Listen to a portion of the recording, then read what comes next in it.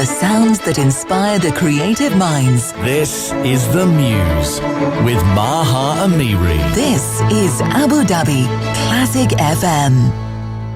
Welcome to the show where the guest picks out the music. Today, novelist Rehan Khan joins us to talk about his debut novel. In addition to being a novelist, Rehan Khan is also a regional consulting director for a large corporation here in the UAE.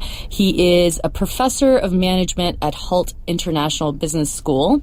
And from 2009 to 2010, Rehan Khan was also a business columnist for The National newspaper. We'll be hearing all about that in addition to his new novel, The Last of the Tasburai, a tale of power, politics, and war. Rehan Khan, welcome to The Muse. Thank you. How are you doing today? Very well, thank you, Maha. Thanks for coming on. Really appreciate that. Let's start right at the beginning. I want to know, okay, you're here to talk about your novel, The Last of the Tasburai. This is the first novel that you've ever written, but you've done a lot of different things before you started writing novels. But when did your interest in writing first develop? I think it started when I was around 9 years of age. We had a American exchange teacher who came over from Beverly Hills, California, called Mrs. Myers.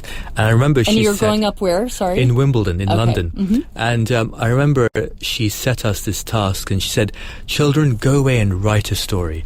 And everyone came back with a couple of paragraphs, and I ended up writing about 10 pages of a story for one of my friends whose house was being burgled by these thieves, and he laid all these traps, and he was alone by himself in the house, and he caught them, and he phoned the police up, and I illustrated it and so on. Anyway, she was extremely complimentary and really encouraged me in my writing. Now, since she came from Beverly Hills, California, I think I probably wrote the treatment to the movie Home Alone, which came out a few years afterwards, but I'll never know. So I think it really kind of started off at that point. And then I've been tinkering with stuff, a few film scripts, a couple of short stories, but it really then, I suppose, accelerated again around 2009 when I was having breakfast in the morning, and my daughter, who was 6 at the time, she said to me, "Abu, what do you want to be when you grow up?" Now, of course, being a 38-year-old executive at the time and teaching and so on, in her opinion, going to an office wasn't really something to do, So you thought you had it all figured out, but she knew better. She knew a lot better. And so I thought, what do I want to do when I grow up? I probably want to be a novelist. I want to write. And I put myself then on an Oxford University summer school for adults on creative writing. And then the process really began in earnest from that point. So I have to really thank my daughter, I think, to reignite that sort of desire in me to write. Mm-hmm. Because I was going to ask you, you were a business columnist, so you are...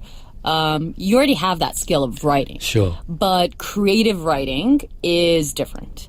But Totally. is there any, how did your experience as a business columnist help develop you into becoming a novelist in any way? Or did you just completely do a 180 and are these two things totally different for you? I think they're very important because it helps you with the discipline of writing. Okay, so when you have to write a weekly column, and actually that particular week when my daughter asked me that question, the next week I filed a piece on what do I want to be when I grow up, right? But the problem with business writing, and the thing that we all do in the office, when we write at work, we write, perhaps, maybe, it could be said. We sit on the fence deliberately because we're trained in the corporate sector to sit on the fence. But if you don't use direct language and your prose aren't clear, in fiction, no one's going to read your work. So the mistake I made was that the first novel which I didn't publish, I actually wrote, was a story for younger children, and it was written in a very business, vocabulary, and it just didn't. It was a great story, but it just didn't sound very interesting. Mm-hmm. So yes, the discipline of writing is excellent, but the language you use is totally different. Okay. Great. So we'll hear more about this genre that you've written in, the fantasy fiction that your novel is, The Last of the Tasburai. But you brought a list of music with you today. So do you want to tell us what your first song pick is and why you chose it? Yeah, I chose Road Singer by Yusuf Islam. And I think it's to me, it's a song about someone who's trying to warn people to maybe change their ways, but no one is listening. And I think that kind of resonates a lot with many things we see in the world today.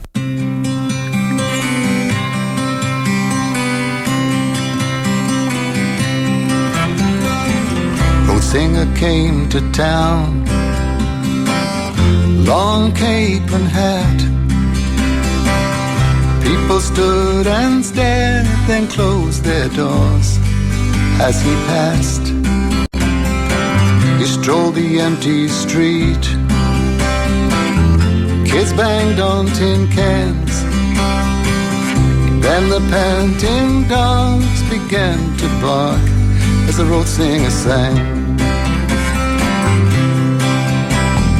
Where do you go?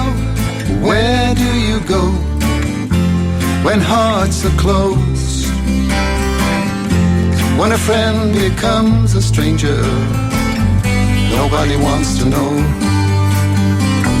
Where do you go? Where do you go when the world turns dark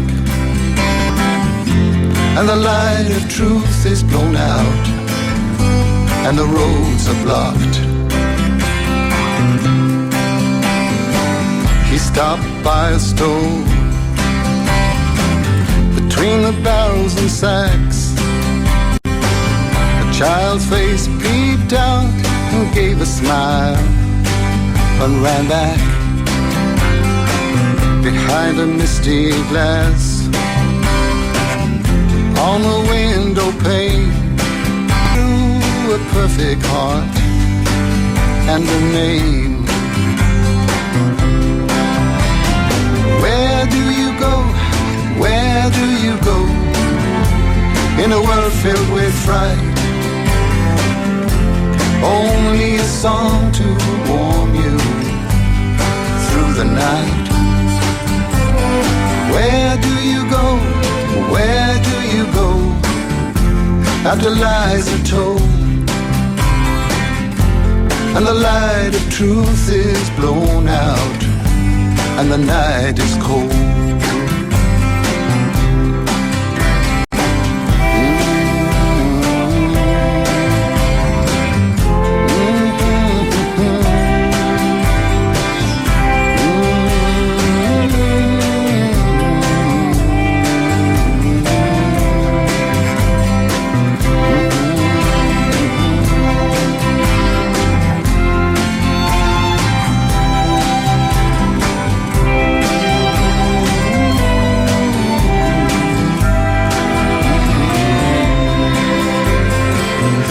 Singer rode on to another land. Though the people spoke a different tongue, they'd understand. They showed him how to share and took him by the hand, showed him the path to heaven through the... Where do you go? Where do you go to find happiness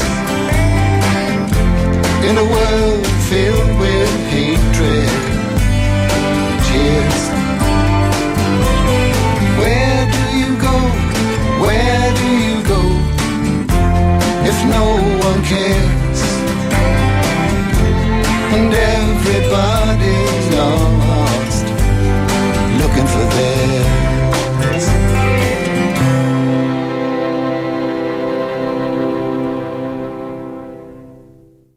Inside the minds of the UAE's creative cheerleaders. The Muse on Abu Dhabi Classic FM. That was Road Singer by Yusuf Islam, a song picked today by our guest, novelist Rehan Khan.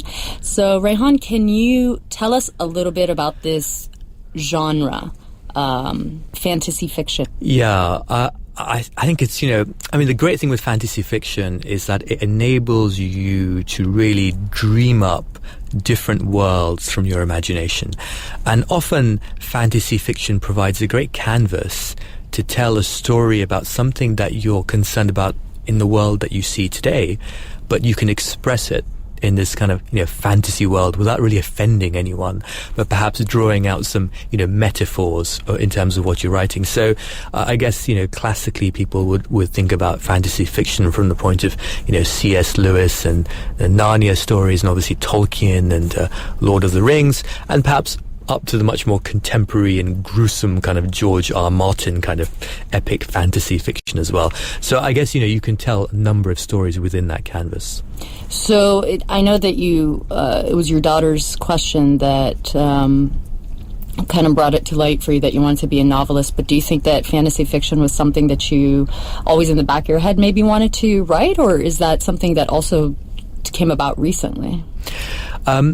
I'm actually quite comfortable writing in different genres. So whether it would be science fiction or fantasy fiction or historical fiction, I think I chose this particular one because there was a certain story I wanted to tell, which we'll come on to. And I thought that this would play out best in the epic fantasy kind of genre.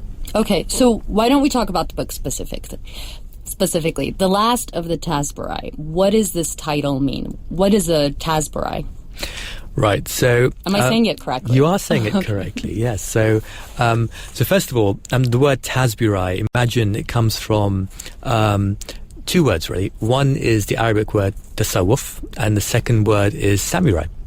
So if you put those two elements together, you kind of have these kind of mystical martial warriors, which is what the Tasburai are, and they inhabit this land called Avantolia, which I drew from Anatolia, obviously, which is the old name for Turkey. And this land is inhabited by a number of different kingdoms, and these kingdoms, unfortunately, are all, plotting and scheming against each other, and the Tasburai are being used as a sort of a tool of oppression, really, which isn't really their calling. It's not what they were originally for.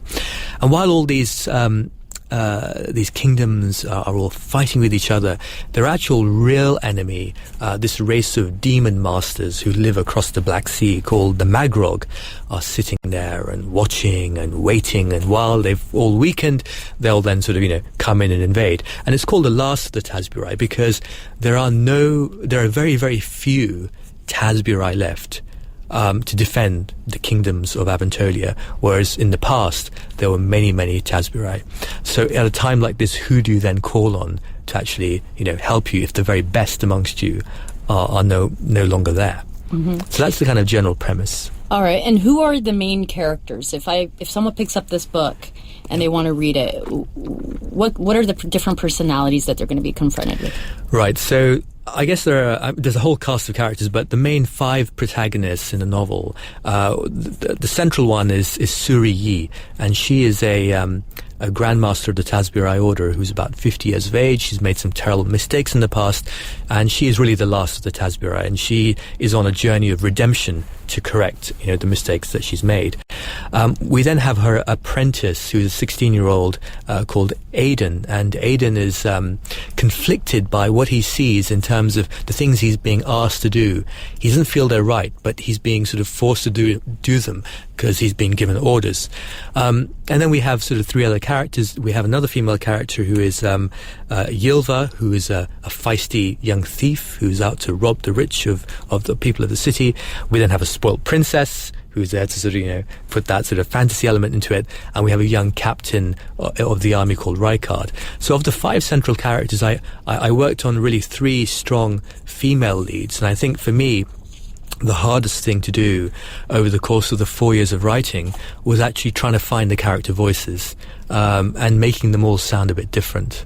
Right, because there's very obvious ways that you can create differences in character voices. For example, good versus evil. So they would sound very different. But how do you create the differences in the character voices? Do you Do you use any real-life reference points? So I guess when you're designing a character, there's just two parts, right? There's the characterization. What does the character look like? What do they talk like? How do they behave? What do they dress like, etc.? And then there's the sort of the true character in terms of who they are inside. What's their personality? What are they actually desiring? What's their motivation?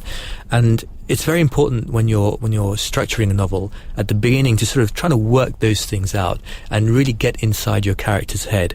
And once you can do that, then they just start sounding very different anyway. But if I don't actually understand what's the motivation of my character, so for instance, Suri, as I said, she's on a journey of redemption. So throughout the novel, there's that sort of feeling that, I've made some terrible mistakes in the past. I really have to fix this. And that then creates the voice. Whereas the princess is someone who's a little bit of in a spoiled position, and she's going to learn a lesson. So you can kind of see how that story arc is going to come out as well. So I think the situations and the motivations create the character voice. Mm-hmm. And one Amazon reviewer did say, I appreciated that one of the main characters was a strong female. So were these characters, female characters, and the way that you wrote them, was this a deliberate decision, or was this something that sort of just materialized as you were writing the story?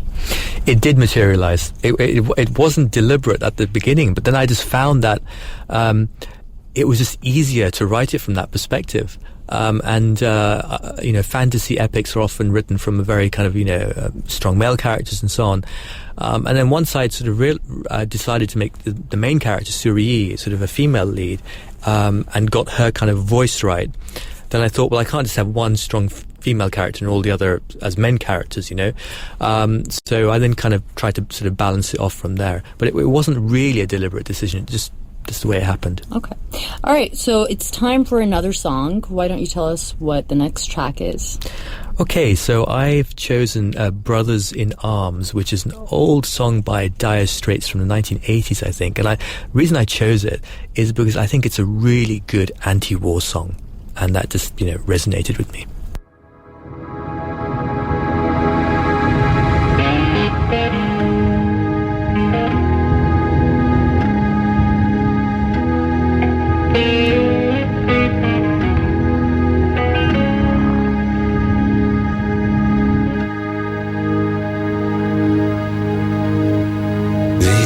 Covered mountains are home now for me, but my home is the lowlands, and always will be. Someday you'll return to your valleys and your farms, and you'll no longer burn to be brothers in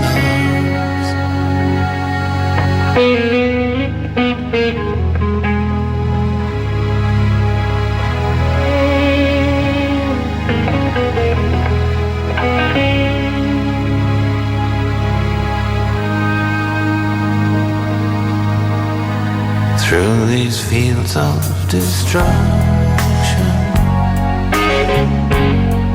baptisms of fire, I've witnessed your suffering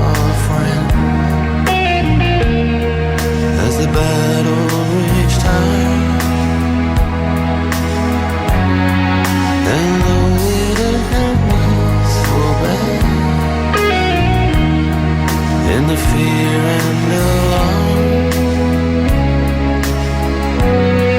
you did not desert me, my brothers in arms.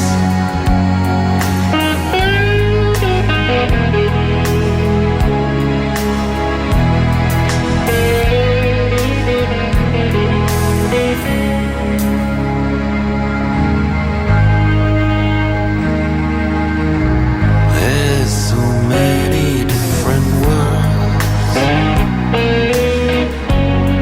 so many different suns, and we have just one world.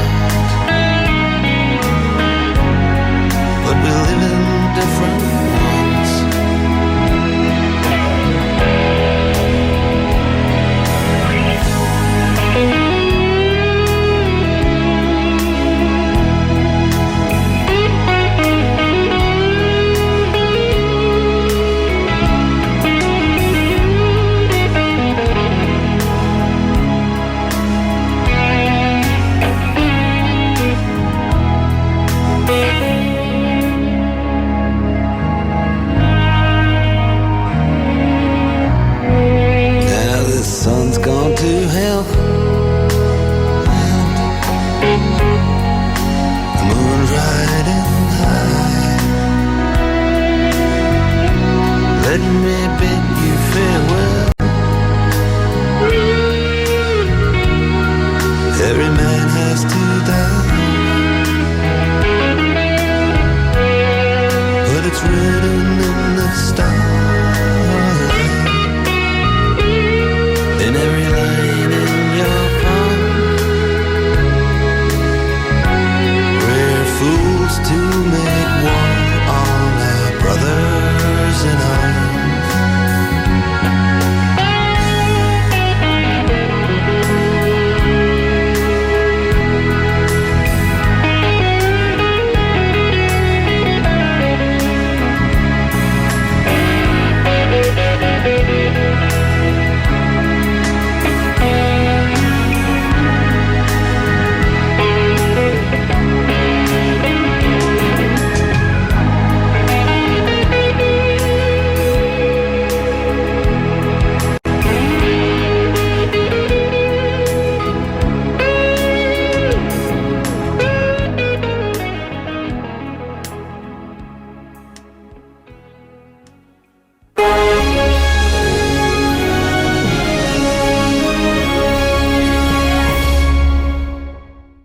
This is The Muse with Maha Amiri. This is Abu Dhabi Classic FM. Brothers in Arms by Dire Straits. This is Maha Amiri, and our guest today is Rehan Khan. He is a novelist whose book has recently come out, Last of the Tasburai. Rehan, you've studied creative writing, so you'd be able to give us, in general, an idea of what the different elements are to writing a novel. If someone, wanted to get started in novel writing, what is it that they would have to look out for or learn about? Sure. So I think, especially when you're writing your first novel, the thing to really understand is that 50% of the writing effort goes into designing the story, and 50% goes into writing the story. So what I might mean by that is designing, for example, the setting of the story. Where is it set? Take a popular work of fiction, The Hunger Games, right? It's set in Pan Am. It's sort of after some major war in America. Other than the capital, all the districts are pretty grim places, right? Now, that kind of grimness then comes across in the novel. The way the writer actually constructs the words, the prose, the mood of the characters. So the setting determines so much that happens in the novel. Likewise, a book like Child 44, which is essentially a serial killer novel, but it's set in Stalinist Russia when crime didn't exist. So the protagonist, Leo Demidov, is trying to investigate a serial murder, but the authorities are saying, well, murder doesn't exist, right? So you feel the frustration of the protagonist in what would be a serial killer thing, but in a historical context. So the setting is really important when you're designing a novel. What's also really important is things like what's the actual conflict am I talking about in the book? What is the challenge, the conflict? So a book like Animal Farm by George Orwell, for instance, yes, it's about these animals that overthrow the farmer and then take control of the farm, but it's actually a metaphor for for what happened in the Russian Revolution and that period, right? Or a novel like, say, Flowers for Algernon, which is about a mentally retarded man who gets has an operation. He becomes super smart, then realizes that all the people he thought were his friends before actually weren't. They were just making fun out of him, right? So that novel then has inner conflict, whereas the first one has kind of a metaphor of a grand level. So, what kind of conflict are you playing out in a novel? What's the meaning of your novel? Often when you're trying to figure out the meaning, you don't actually know at the beginning, and I certainly didn't know. But when you finish the novel, you think, that's what I was writing about. So take a very well-known book like A Christmas Carol by Charles Dickens. Yes, it's a story about a stingy old man called Ebenezer Scrooge who says, "Bah humbug." But Dickens was very concerned about the effect of the Industrial Revolution on people living in the inner cities. So it's kind of a reflection of what happened to a lot of poor people during the Industrial Revolution and the migration from rural to urban communities. So when you're putting, this is all design. So this is all design. Where is it set? What's the conflict? What's the meaning? What are my characters like? How am I going to plot the novel? And so I'd say that 50% of the effort on the first novel needs to go into all of that, and then you start to write. And of course, it's an iterative process, but you shouldn't underestimate that. You shouldn't just start writing, because otherwise you'll just probably give up.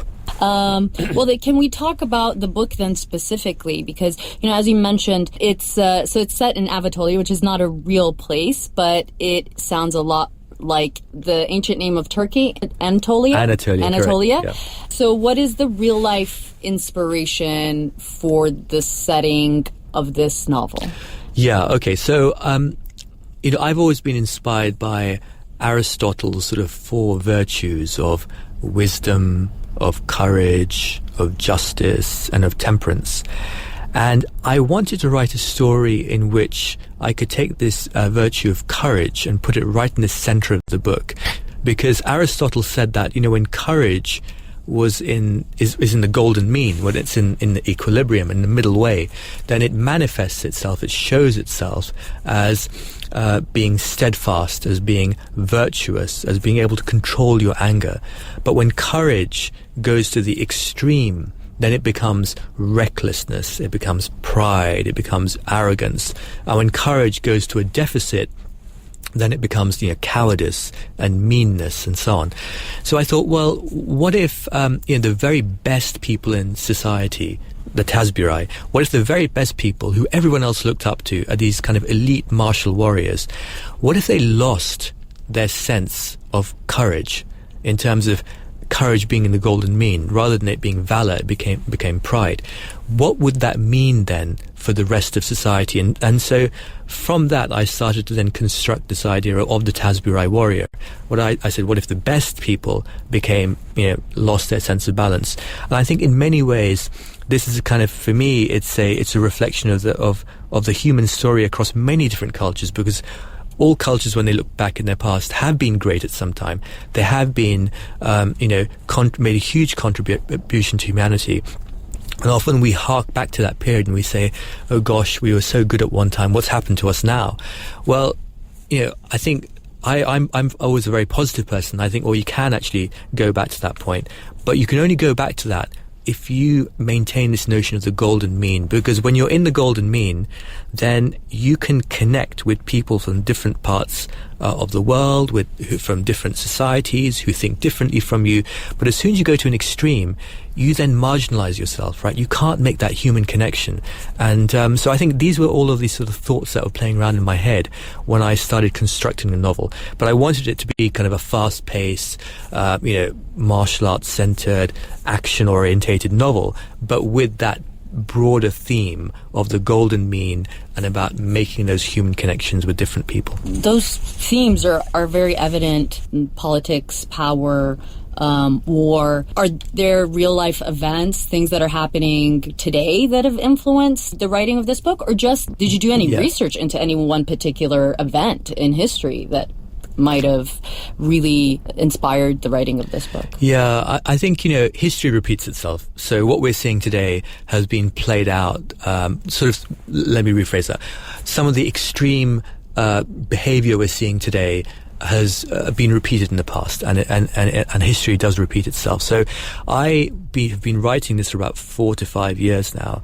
So I was principally drawing on other sort of examples from history, but the themes that I was sort of playing with are those that we see today as well. History, so history repeats itself, and so I've kind of drawn from a number of different a number of different stories in the past, and I think historical fiction is actually quite a good sort of fertile ground to actually draw ideas. And even if you look at history, I do a lot of reading in history, because there are some great stories there that you can sort of look at, and you can say, oh, what if I'd put that into sort of a novel scape today?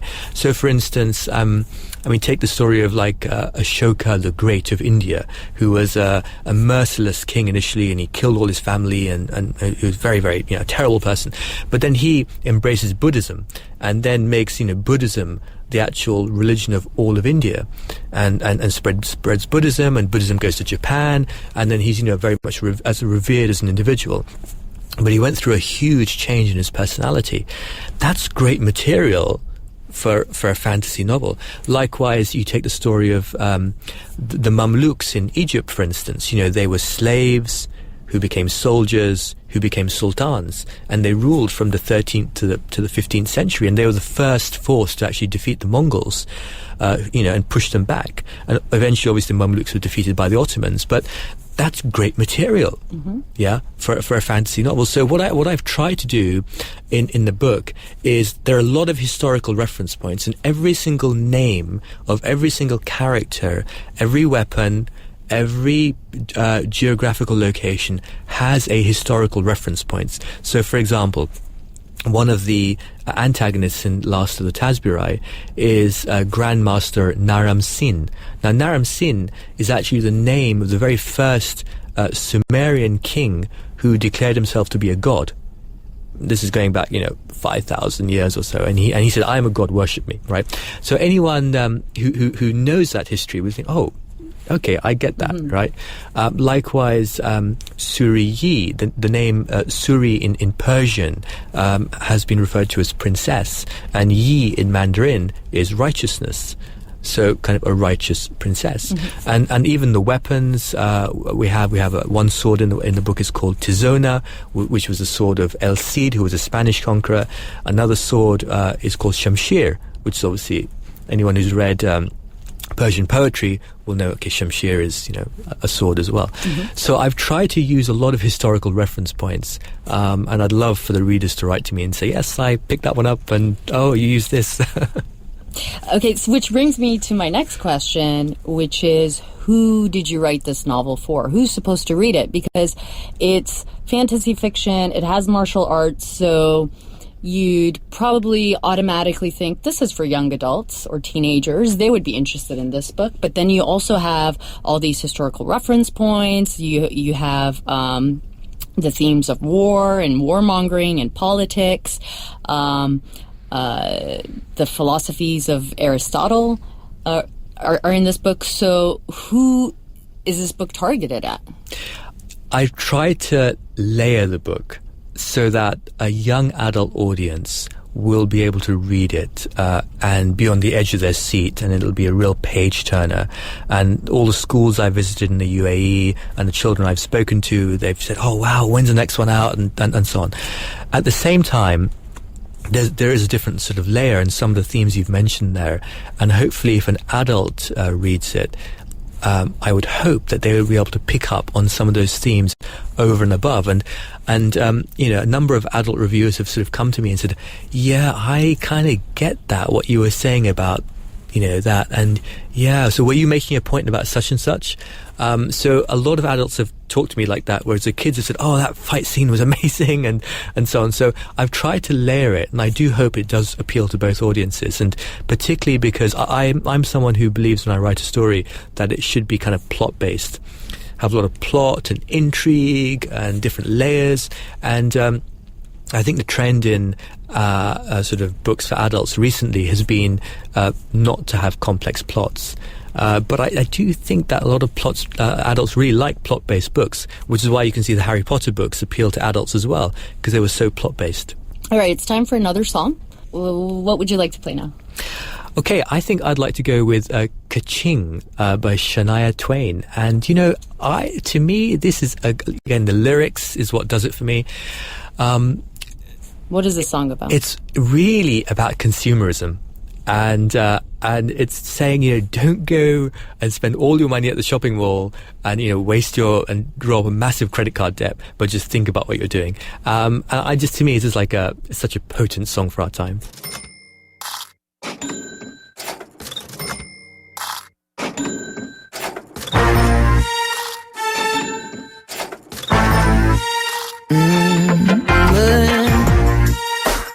We live in a greedy little world that teaches teaches every little boy and girl to earn as much as they can possibly, then turn around and spend it foolishly. We created us a credit card mess. We spend the money that we don't possess. Our religion is to go and blow it all. So it's shopping every Sunday at the mall. All we ever want is more, a lot more than we had before. So take me to the nearest store. Can you hear the rain? It makes you wanna sing. It's such a beautiful thing. 'Cause lots of diamond rings, the happiness it brings. You live like a king with lots of money and things. When you're broke, go and get a loan. Take out another mortgage on your home. Consolidate so you can afford to go and spend some more when you get bored. All we ever want is more, a lot more than we had before. So take me to the nearest store. Can you hear the rain? It makes you wanna sing. It's such a beautiful thing. 'Cause lots of diamond rings, the happiness it brings. You live like a king with lots of money and things. Let's swing. Dig deeper in your pocket. Oh, yeah.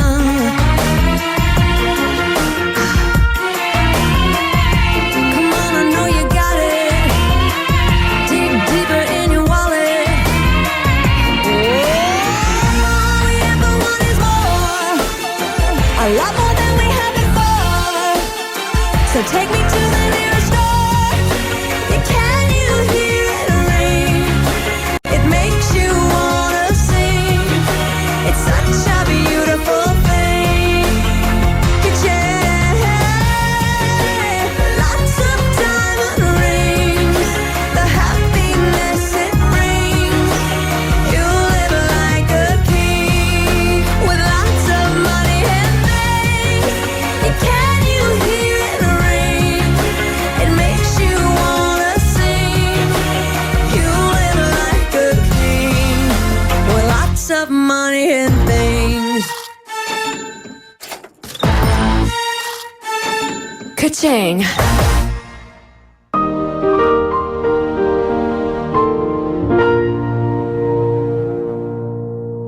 Art, music, culture and more This is The Muse. on Abu Dhabi Classic FM. Our guest today is Rehan Khan. His book, Last of the Tasburai, has just come out. Writing in this genre, writing fantasy fiction. Is it easier to write fantasy fiction than I want to say normal novel? Is it because you just have the freedom of writing whatever it is that you want? Or is it actually more difficult because you have to start reeling yourself in? Where do you stop yourself? Where do you limit yourself? You know, when readers read this genre, they expect fantastical things to be happening in the book, which I think makes it a lot more challenging, because a lot of fantastical things have been already written by incredible writers. So you don't want to be, oh, I already read that one. This guy's just taken it from that novel. So to me, the challenge is, how can I surprise the reader with maybe a character? So, for example, in the novel, there's one kind of demon called an Ifrit. And obviously anyone who knows Arabic will know Ifrit is some kind of like a demon, like a jinn. But what it does, which is surprising, it produces weapons from its own body. It doesn't actually use a weapon. Actually, it creates weapons from its own body, which a number of people who read that said, hey, I hadn't seen that one before. That's really interesting, right?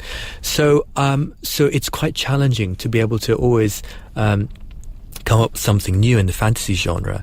The other big challenge, I think, is I've alluded to, which is plotting the novel. Because when you're doing a novel with 5 characters, you need to give each one their own voice, their own story. There'll be points of intersection where the characters will come together. And just sequencing that is a really tough ask. And what I end up doing is I end up writing out on small pieces of card all the chapters for the novel. So so I'm working on book 2 right now, which has 65 chapters. So quite literally, over the Christmas period, I had in my bedroom a whole set of pieces of paper and card all across the carpet, showing all 65 chapters. And then I was shuffling them around. Okay, no, I think this one should come first. Let me move this chapter, move that chapter. And really getting that helicopter view, because I find that once I've had that helicopter view and I can see the whole story, then I'll actually dive in and then actually start writing the writing process. Whereas before that, I don't feel I have the confidence that, okay, the story clicks all together.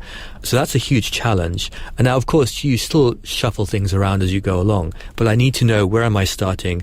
Where am I?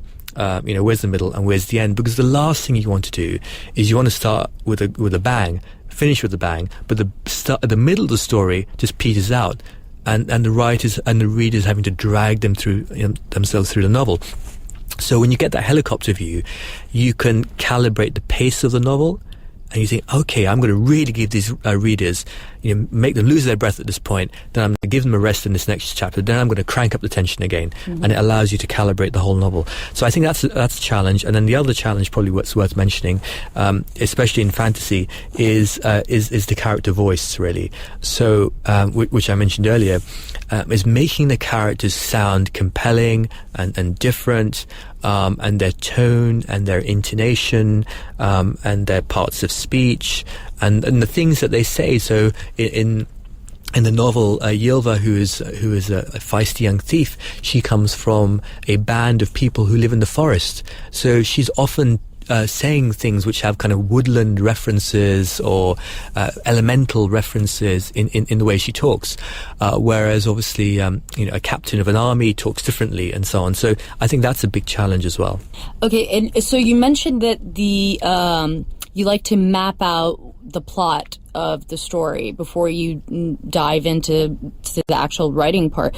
And this book, Last of the Tasburai, is the first in a series of books. Is that correct? Correct. How many are you writing in total? Okay, so it's a trilogy. Okay. So yeah, that's the plan at the moment. But then obviously, let's see how it goes.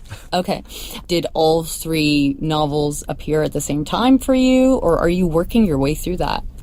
I am working my way through it a little bit, and I did start with that idea which I mentioned earlier about courage. And I always, I grew up watching and reading tales of swashbuckling and daring do and all that kind of stuff about valor and being courageous and doing the right thing and all that. And so I wanted to write a story about that, which is where I started. And then I spent, as I said, a lot of time on design. There's design. Who are the characters? What's the plot? What's the structure? What's the location? What are the timelines? And really having, got all of that, then I felt confident enough to start writing. And even whenever you write, my own experience is that the first draft of whatever I write is rubbish. It's just really crap. And probably every chapter in the novel I've perhaps rewritten maybe 7, maybe 8 times, just to get it to something which is actually, publishable. Whereas before that, I'm not confident that this is actually any good at all. Okay. All right. Why don't we play another song right now? Okay, so I'm actually going to go with an Indian song, if I may. Mm-hmm. And this one is called Ye Duniya Mil Bhi Jaye, and it's from a 1957 Indian film called Pyasa, about a poet who, unfortunately, in his own lifetime is not recognized. People think he's died, but he hasn't actually died. And then when he reappears on the scene, nobody actually believes him. They say, no, you couldn't have written this. This is rubbish. You're not the right person. That person was a great poet. And I'd just like to maybe, if I may, just read the first perhaps 2 stanzas, because it's really a piece of poetry. So it starts off by saying, this world of palaces, thrones and crowns, this world of societies that resent humanity, this world of those hungry for material wealth. What is this world, even if I get it?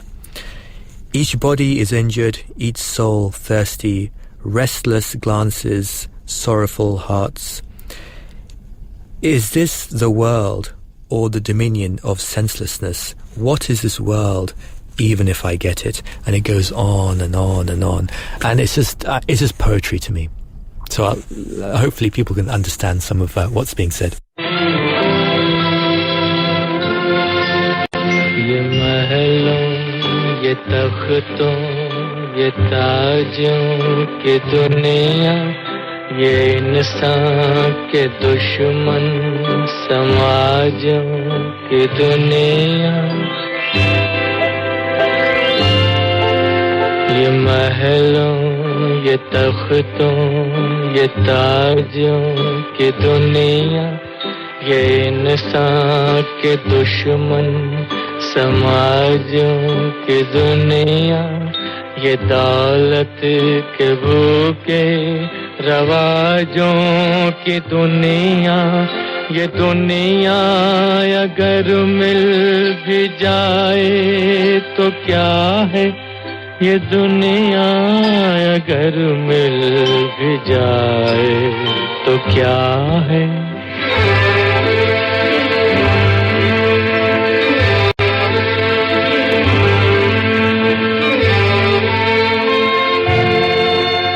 हर एक जिस्म घायल हर एक रूह प्यासी निगाहों में उलझन दिलों में उदासी ये दुनिया है या आलम बदहवासी ये दुनिया अगर मिल भी जाए तो क्या है ये दुनिया अगर मिल भी जाए तो क्या है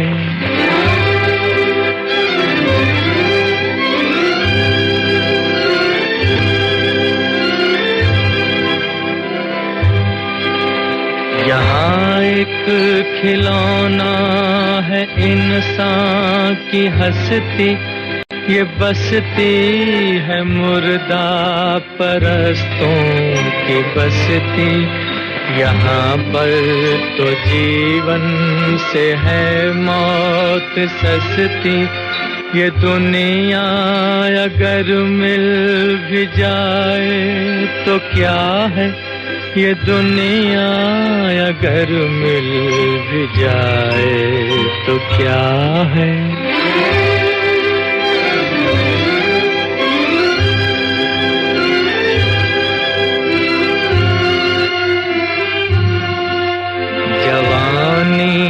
भटकती है बदकार बनकर जवां जिस्म सजते हैं बाजार बनकर यहाँ प्यार होता है व्यापार बनकर ये दुनिया अगर मिल भी जाए तो क्या है ये दुनिया अगर मिल भी जाए तो क्या है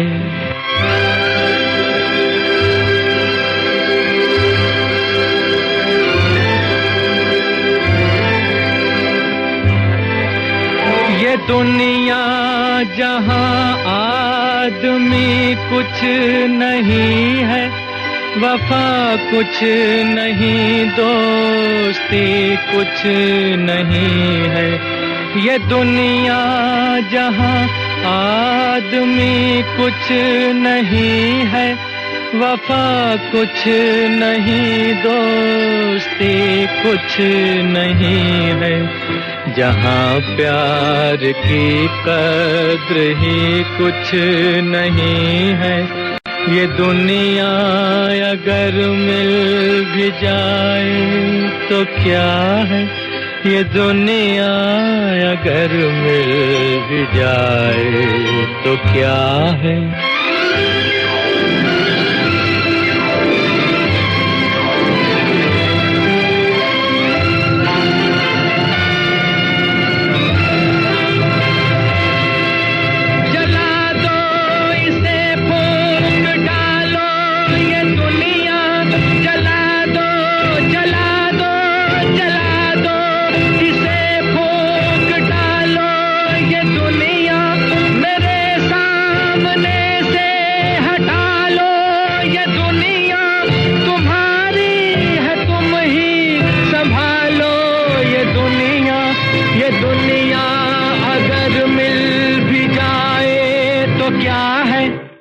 On a cultural note, this is The Muse. On Abu Dhabi Classic FM.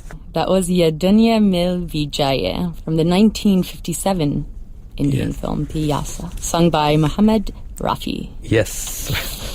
Okay, that was a song picked by our guest, Rehan Khan. So, Rehan, tell us about the future novels. What do we have to look forward to?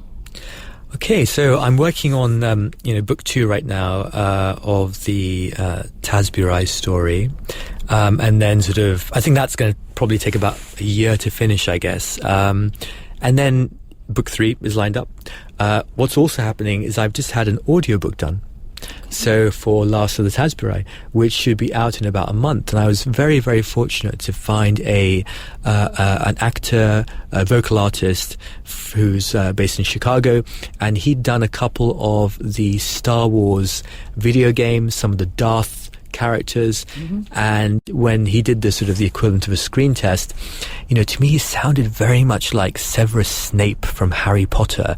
Had that very kind of, a little bit nasty, kind of gritty type of voice, and he put on a great British accent, although he's an American, and so he's done a great job, and we're just finishing up the production on that, and it should be out in July, so that'll be available on iTunes, I think, and it'll be available on Amazon as well. Okay. It's about 9 hours of recording. So I think that's kind of, audiobook, then hopefully audiobooks for the other ones. You're working on the future novels. Your first book has already come out, and it's available at Kinya Kunya in Dubai Mall. Correct, yes. And it's also available for purchase on Amazon. It is, yeah. Okay. Now you're working on the rest of the novels, but is it hard to write the future novels with the voices of the critics in your head? I've read the reviews. The reviews are good, but do you have any tough at home? Maybe your daughter, is she a tough critic? What is she saying about the book? Yeah, it's a tough thing when you're trying to kind of market, sell, promote the first book, and then also start working on the creative, artistic second book and third book. Because there are different kind of parts of the one's character you're using, and also I do have a daytime job, obviously, and I do teach as well. So getting the time to do it is really important, and so I tend to start very early. I'm normally up I'm normally up about 5:30 or something. I get cracking, and I get to sleep early as well, so I can my brain is fresh in the morning.